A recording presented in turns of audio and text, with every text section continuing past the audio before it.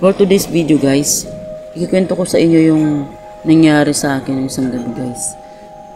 Nagising ako kasi napapaihi ako guys. Akala kong sino nag-iingay sa kusina. Dahan-dahan ako guys, nakita ko yung anak ko guys. Hating gabi na guys, mga alas 12 ng gabi guys, nakita ko siya. Nagkakabit siya ng wallpaper sa aming kusina.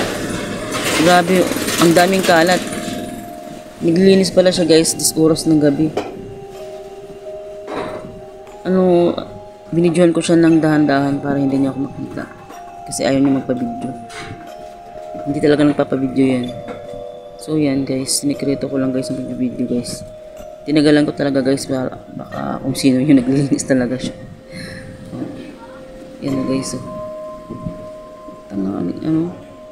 Hating gabi na guys. Naglilinis pa rin siya ng ganitong oras. Yan tingnan mo guys. Muntikan pa ako dyan matisod dyan sa wire na yan. Kasi pa ako dahan-dahan ko lang.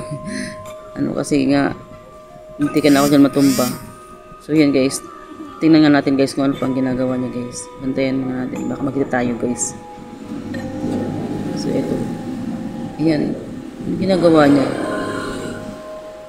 Oras na hindi pa rin siya tapos sa ginagawa niya. Tapos pagkatapos yan guys, siguro niligpitin niya pa yan lahat ng kinalat niya. Yan, lahat yan dyan guys. So, pinato niya yung yung kaldero. Yan ang guys, matulog na yung mag-ama ko. Tsaka parang may napansin din ako guys sa kwarto guys, tinan nyo.